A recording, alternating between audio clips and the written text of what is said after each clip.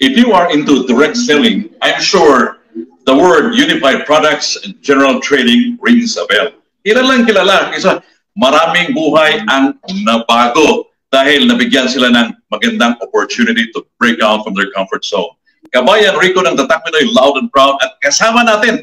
This is a rare opportunity for me to finally, up close, in person, the man who started it all. Yung CEO ng Unified Products and Services, Sir, Mr. Emmanuel Manny Pascual. Sir Manny, we are live on Tatak Pinoy, loud and proud.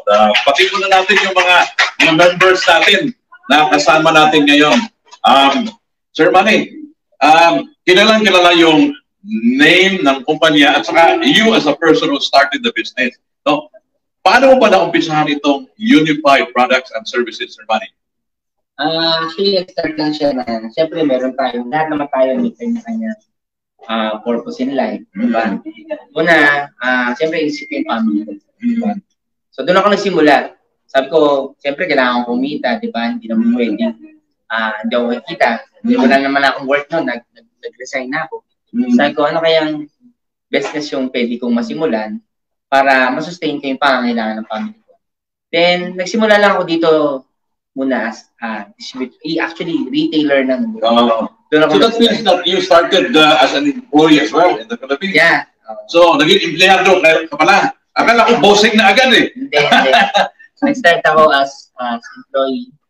Then, actually, bago ako nag-put up ng business na to, nag-start ako as an accountant. So yun na, naintindihan ko yung leveraging concept, kung paano paparamihin yung oras mo. Okay. Kasi pwede pa na magparami ng business pag nag-dito. Of course. So doon kasi sinimulan. Simula ako sa e-load. Then yun na, pumutok na tong business na. So, sabi mo, nag-umpisa ka sa e-load, right? So, maliban sa e-load, ano ba yung industry na sinama mo when you started Unified Products and Services, Sir Man? Nung nag-ano kasi ako nung nag-i-load ako, so may mga tindahan na akong sinusuplayan. So yung mga tindahan na mismo, sila na mismo nagre-request, Sir Manny, baka pwede natin lagyan to ng bills payment. Sabi ko, isipin ko.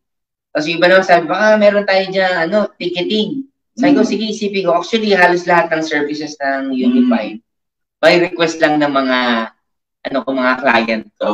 So, ako naman, siyempre, gusto ko lang naman i-provide sa mga client ko yung mga services na gusto nila. Kasi siyempre, gusto ko makip yung mga client ko, di ba? So, pag na-provide ko sa kanila yun, makikip ko sila sa business. So, ginawa ko, inisip ko lahat kung paano ko gagawin. And nagulat na lang ako na ang dami ko na palang services na na-create sa Unified Products and Services. Ako, Sir Ronnie, curious lang ako kasi ang dami kasi mga businessman, even in the Philippines, na pumapak din, no? Dumaan sa tinatawag natin na stage na failure. Ikaw ba, as an entrepreneur, naranasan mo bang you failed at one stage of your life? Actually, pag pinag-usapan yung downfall or disaster sa business, actually parang araw-araw dumarating talaga sa yan. So naranasan mo, Sir Manny? Wala yatang smooth sailing pagdating sa business. Kasi, paano mo na-overcome yung ganong stage, Sir Manny? Hindi, lagi ko nang tinitingnan ano ba yung intention ko, ano ba yung purpose ko behind doing the business. Kasi kung mababaw lang yung reason mo pagka mag-negosyo ka, definitely madali kang gigiba. Kasi ma-reject ka lang, tawanan ka lang, hindi mo lang mapulpilan sa bagay, ayaw ka na, diba? Kaya lang, sabi ko, ba't ko ba ginagawa to in the first place? Actually, number 2 yung mga client ko. Pero first and foremost, ang number 1 talaga na dahilan or ba't ako nanggigigil na maging successful tong business na to is yung family ko. So, siyempre, di ba, gusto ko sa kanila magandang buhay. Lalo na, ako panganay ako. So, wala na magpo-provide ng something sa parents ko. So, talagang, alam mo, wala silang aasahan kundi ako. Kaya sabi ko, kung hindi ko gagawin to, walang ibang gagawa. Kaya kahit nare-reject ako, tinatawanan, nahihirapan ako. Dati hindi ko kasi alam paano bubuin yan eh. You mean you also experience rejections? Yeah, a lot of rejections. Every day gusto ko mag-quit.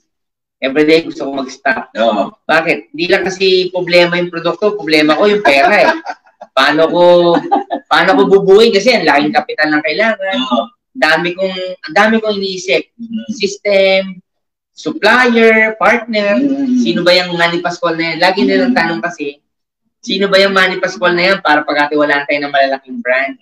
Diba? Eh, malalaking brand na yan, lahat yan, nagpondo, nagbahay ng malaki. Eh, pag tinatanong, sino ba yung Manny Pascual na yan? So, alam mo yung word na yun pala. Talagang kung ikaw, magbaback-out ka na talaga kasi, diba? Nobody ka eh. Pero, hindi yun ang dahilan para tumigil ako.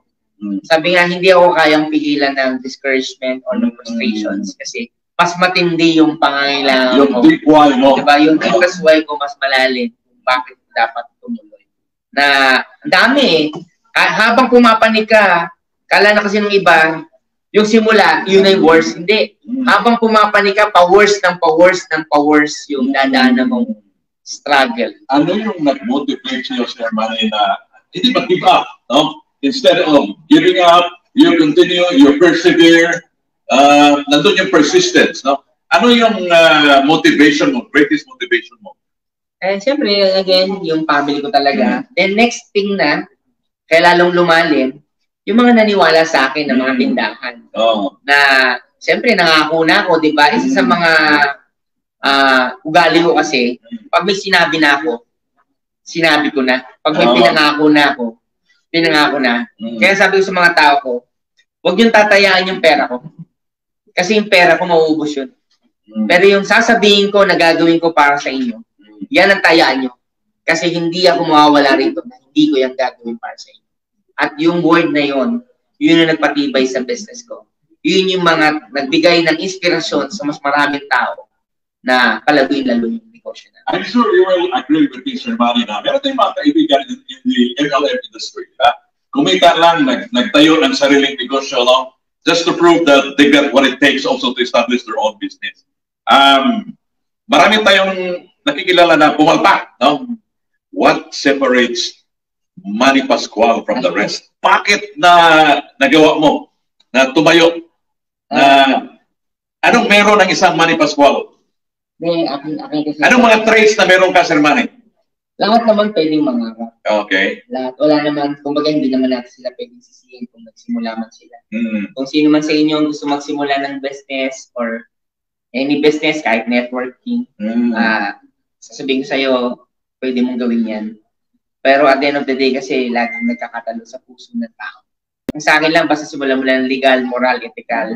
Ako mismo i-endorse kita, ako mismo i-push kita, na simulan mo yung business na yan. Pero the next thing is yung heart mo. Diba? On the first place, why you do this business. Kasi ako, sa totoo lang, tinayo ko ulit yung networking kasi gusto kong baguhin the way people look at networking. Yeah. Katulad na nga ng sinabi mo, di ba? Marami nagtayo ng networking, nagsasara, after some time, kikita, mawawala yung mga tao. So, that's why nandito si Unified Products and Services to change the way people see networking. Kasi ako, gusto ko, pag may inabot ako kay ma'am, sir, na business, di ba?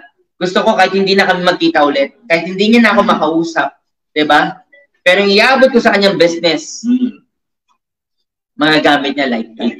Hindi talaga makakalimutan, you change people's lives. Yeah. Ano ang pagkakamali na kung bakit kahit ilang taon na pero wala pa rin nangyayari, no?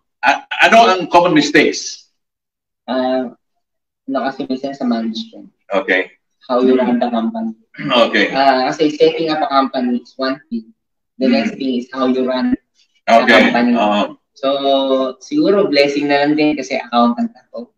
So, siyempre, napo-forecast ko, na-analyze ko yung look and feel ng business. Hindi lang yan yung cash flow. Marami kasi nagugulat, biglang lumaki yung pera nila. Then, minsan, dahil magkakasosyo, magkakaiba ng kultura, lumalabas yung tinatawag na greed. And tendency, pinaparte na agad nila, nasisimula pa lang yung biyahe. Diba sa akin kasi, kahit mawala ako dito, nakatayo na tong business na to. Kasi I allocated everything. Diba? Sabi ko nga, hanggang ngayon nga, hindi ako pumaparte sa business ko. Kung ang ginagastos ko, galing lang lahat yan sa sarili kong payout. Diba? Sa sarili ko lang investment. Pero yung business ko, lahat ng kita niya napupunta pa rin sa company. Kasi I want my company na nakatayo siya. Lalo yung business ko, financial, audited tayo ng Bangko Sentral. Diba? Tayo lang ang only in the Philippines na monitored ng BSP. And I'm so proud, di ba? Ngayon, ka-line up ko na si GCash, si Paymaya, and the rest of the wallet companies in the Philippines. So doon pa lang, makita mo how stable may company, paano ka siya sineta. Kaya yung management at yung management team mo, yun ang tutulong sa'yo. Kasi hindi ko kayang magpatakbo mag-isa. I need to have the brightest people beside me to help me run the company. Not only that, I have the best network team right now, yung network department ko na mga tao ko dati. Sila na ngayon yung kasama ko sa business. Especially yung kababata kong dalawa, si Sir Jelly na isa ring malupit na salesperson. Isa naman is IT namin, ang barkada ko. So, nangyari, 4 kami, pati yung wife ko, siya sa finance, Sir Jelly sa sales, Sir Shal sa IT, ako naman yung direction ng company. So, I give them the direction. Sila yung backbone ko to run this company. So, Jerry, I am aware that you provided opportunity for OFWs to really achieve financial freedom. Pero, one thing I noticed is, iba kasi yung mindset ng iba, ay hindi talaga nila mafe-feel, no? Instead of venturing to this type of business, mas gusto pa nilang mamasyal, no? Especially during their day off, sa Sapa Park, sa Bill Park. At ito na yung magandang opportunity for an OFWs to retire with financial freedom in mind. Kasi karamihan, even if we're going to make research, 10 years, 15 years, pero kumakanta pa rin ng Tom Jones na My Elusive Dreams. Di ba? So, paano mo maipamulat sa isang OFW, Sir Manny, na this is it. This is the opportunity that would change your life for the better. Sometimes kasi yung tao, everyday, gigising, papasok, gigising, papasok. No. So, minsan, wala pang nakakapagpa-realize sa kanila ng dapat nila gawin. So, with this kind of opportunity kasi, meeting people sometimes open the door of opportunity for you. Kaya sinasabi ko lagi whenever magtatalk ako, di ba? Pinag-forecast ko sila kasi baka minsan wala nagsasabi sa kanila ng forecast eh. Baka wala nagre-remind sa kanila kasi nag-enjoy naman talaga tayo eh. Pag nandito na tayo kasi ang enjoy naman talaga nito, ang saya eh, di ba? So, iba yung saya rito. And sometimes, sometimes, most of the times, sobrang saya kasi, nalilimutan mo na OFW pala tayo, na hindi natin purpose mag-enjoy dito. Ang purpose natin is mag-ipon ng pera, kumita, mag-ipon, mag-ready kasi pag uwi natin sa Pilipinas, doon tayo magsisimula ng pakikibaka ulit. Doon pa lang tayo magtatayo ng negosyo. Diba? Kaya, most of the time pag nagtotoo ako, sabi ko sa kanila, isipin nyo kung ilang taon pa tayo nandito. Diba? Kasi, kung ngayon, 10 years ka na, wala ka pang savings, ilang taon pa ba tatagal dito? Kasi, kung hindi mo binibilang yon, baka magulat ka, bukas, makalawa, baka yung company mo rito, sarado na. And marami ako, marami ako na-meet dito, 1 year walang sweldo, 6 months walang sweldo. Sabi ko, nalimutan niya siguro mag-isip ng para sa kinabukasan. Kaya yung mga friends natin or family natin na OFW, suggestion ko, matutuwa kayong mag-forecast. Matutuwa kayong mag-analyze. Kasi, kung hindi ko kayo magpo-forecast or mag-analyze, ano ang buhay mo 5 years to 10 years from now dito sa UAE or sa ibang bansa man, malaking problema po yun. Hindi ko kayo tinatakot, concern lang po ako sa inyo kasi marami na po akong na-meet na OFW. Sa totoo lang, dati hindi ko maintindihan yung tinatawag nilang buhay na bayani. Sa buhay na bayani, mga, di ba? Kaya pala si tinawag na buhay na bayani kasi grabe yung sakripisyo ng OFW. Sobrang, sa totoo lang, sobrang na-appreciate ko po yung mga OFW. Yung hardship nila, yung sacrifices nila na lalayo sa kaginhawaan sa buhay nila, pupunta rito para magsakripisyo, para buhayin yung pamilya nila. Kaya pala sila tinawag ng mga buhay na bayani. Ang sa akin lang, dapat maging makatotohanan yun. Paano? Pagpunta natin dito, dapat mas mabilis tayong mag-save kaysa gumastos. Yun nga ang problema eh. Kasi karamihan sa mga umalis sa ating bansa, Sir Manny, the main reason why we left our country is nagkasakit tayo eh. May sakit tayong AIDS, di ba? AIDS, Acute Income Deficiency Situation. Or kung technology natin, AIDS pa rin, ang income di sapat. No? Umalis sa ibang bansa, akala nila, cured na. Pagdating dito, may sakit pala eh. memory lapses. Di ba? Amnesia. Nalimutan na yung buhay. Kasi, pagdating dito, change of lifestyle. So, hindi na makasave, di ba? Kaya, umabot ng 10 years, 15 years, ganoon pa rin. No? Kaya, ito na yung pagkakataon ng mga OFWs to really discover kung ano yung hatid ng Unified Products and Services. Pag-usapan natin, RiceSmart. Ano ito, Sir Manny? Can you brief us about this opportunity? Actually, dahil nga po, pumatok po ako sa Pilipinas sa one-stop shop. Actually, we pioneered the one-stop shop service in the Philippines. Hindi ko po akalain na ganito. Kaya grabe, very great po ako sa opportunity na to. Then, nung pumatok na po kami na franchise business sa Pilipinas, na-experience na po kami ng another business, which is yung RiceSmart business. So, pinagsama namin yung payment center and rice business. Kasi alam mo naman sa Pilipinas, we are one of the rice capital in the world. So, ginawa namin yung mga negosyante or mga taong gusto magnegosyo ng business na hindi nila mai-afford na kumuha ng mas malalaking stocks or malaking kapital makapagsimula, kami na nag-provide sa kanila. So, inilabi namin sa kanila sa mas murang kapital na makapagsimula sila ng rice business. Kasi pagka small player ka lang ngayon or magsisimula ka pa ng rice business, tatapatan mo yung malalaking channel na kapitbahay mo, hindi ka makakakompete. Pero with RiceSmart, kahit na siya pa ang pinakamalaking wholesaler doon sa area, yung presyo niya, kahit mali tayo, yung presyo niya, presyo mo rin, makakakompete tayo sa pag-business. How can a person start the RiceSmart business? Ano yung kailangan? Magkano ang puhunan, Sir Manny? Yung RiceSmart business kasi, this morning venture. Pero nag-offer kami yan. Actually, nag-promo kami last time. Parang startup lang, 99,000. Pero ngayon kasi yung... Pesos, we're talking about pesos. Pero ngayon... 99,000 is more or less mga 6,000? 6,000 dirhams. Oh, di ba? Okay. So, more or less on that price range. So, affordable, di ba? Pero ngayon po kasi ano na siya, yung full setup na ginawa natin na ready na. Nasa mga 279,000 siya. Yung full store na yun talaga. So, anong kasali niyan, Sir Manny? May initial stocks ka na doon, hindi ka na mag-iisip. Halos lahat ng variety ng rice, meron ka na, may dispenser ka pa, so may timbang, lahat kompleto na. Ang kulang na lang ikaw, tsaka yung pwesto. Kung may pwesto ka na nakita, right there and then, makapag-operate ka na noon. Ang good news yun, hindi lang siya RiceSmart.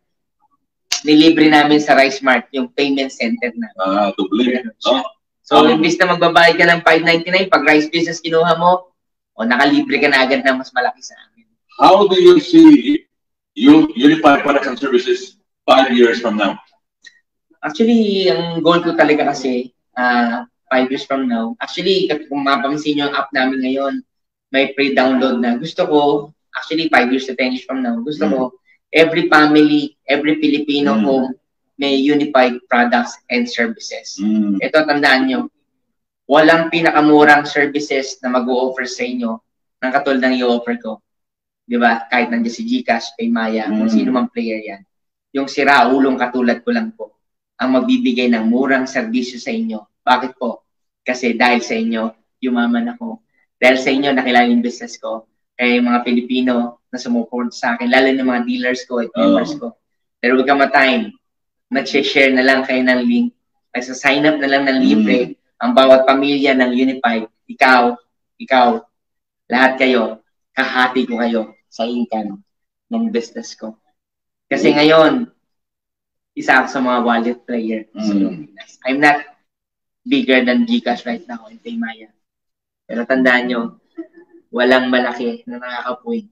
Pero may man pascual na pupuwi sa'yo sa negosyo ng wallet sa Pilipinas. Meron pang lecture itong mga kaibigan natin, Sir Manny, no? I'd like to ask you my final question, no? In the direct selling business, how would you like to be remembered? What kind of legacy ang gusto mo na pagbanggit ng pangalan Emmanuel Manny Pascual, anong masaisip ng tao?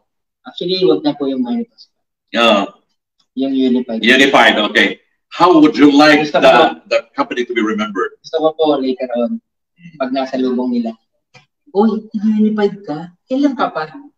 Gusto ko, pag pinag-usapan Unified, sasabihin lang nila, alam mo, buti na lang Unified ako. Buti na lang sumali ako dyan. 5 years, 10 years ago. Kasi ngayon, hindi na ako nag-work. pero kumikita pa. Gusto ko, isa ako sa mag-break ng monopoly sa Pilipinas. Kasi yung kinuha lang ng lahat, ibabalik ko sa lahat ng members ni Unified. Kasi babaguhin ko the way people see and feel about network marketing. And sasabihin nila, thank you, Unified member. Yan. Ito, Sir Manny, marami tayong mga tao. I'm sure na when people share this, marami tayong makapanood sa atin. No? Kasali na yung mga tao na mayroong wait and see attitude. Yung mga abangers, di ba? Anong advice ang maibigay mo as a final word? Sa mga tao nag-iisip pa kung may urong-sulong. O sige. Dapat ka bang magsimula ng business o hindi? Ang sa akin lang, kahit hindi Unified ang gawin mo, that's fine.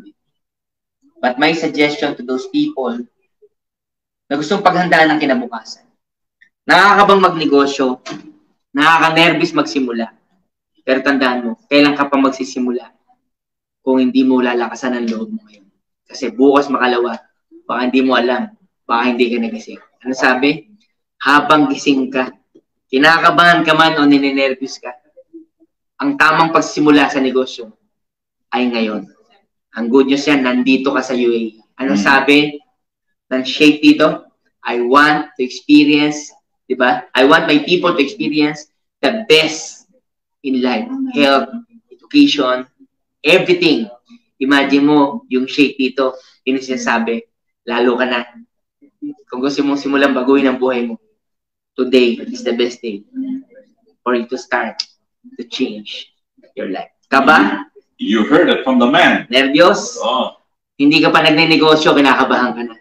Kaya kung kinakabahan ka nila at hindi ka nagne-negosyo, kabahan ka na sa nagne-negosyo ka. Kasi sa negosyo, pwedeng magbago ang buhay. He said it right. Totoo yan. Palakpakan naman natin ang CEO ng Unified Services. Pakishare naman so we can change people's lives as well.